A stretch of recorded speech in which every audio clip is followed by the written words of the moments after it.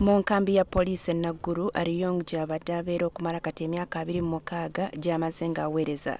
Mu nnyumba eno ey'emizigo ebiri mw'abadde asula ne mukyala we Edna Agoye, abaana baabwe 4 n'abalala 4 ab'abaganda be baabadde alabirira. Edna anyumya nti eggulo bba yamusiibudde nga bulijjo okugenda okukola era teyakirowoozezzaako nti ogwo gwe gwabadde omulundi gwe ogusembayo okumulabako. The whole of yesterday I was feeling my body was weak. Even I told my neighbor that today I'm very weak, I don't know.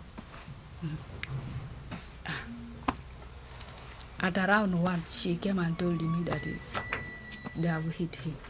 Edna talina mulimu era buli kimu awaka bba yabadde akikolako okulina okulabirira ab'enganda ze abalala era engeri gy'agenda okutambuzaamu obulamu kati yesinga okumweraliikiriza. The greatest fear I have now is to pay all the children's school fees and the way I'm going to cater for them where they are going to stay from Kampala because the first one is here in Kyambogo.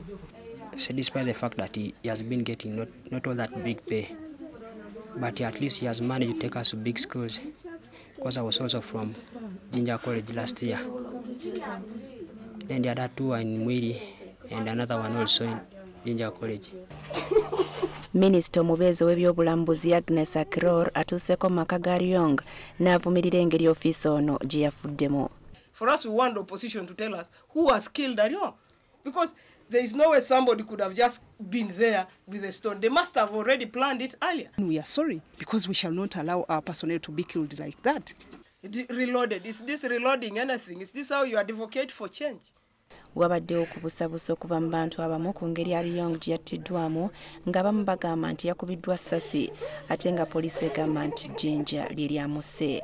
Basoose gamba tewali yafudde ate kati bw'amaze okufa bavuddeyo na bigambo birala. Kati olaba ekintu ekyo. The opposition, the blood of Ariyong lies in their hands. Basically, should stop conducting this unruly rallies in the streets of Kampala. Mwetonde mukome ku bantu bammwe naye ate naffe tubalabula nti kaakati nga bwe musazeewo okulaba nti mututuusaako obuvune n'okulaba nti mutandise okututta naffe tugenda kuvayo n'omukono gw'ekyuma. Omubiri gwa Ariyong gukyali mu ggwanika e Mulago gye gunaggyibwa okutwalibwa mu Christ the King wano mu Kampala gy'anaasabirwa ate oluvannyuma aziikibwe ku kyalo Atutur mu Komi District ku Lwomukaaga.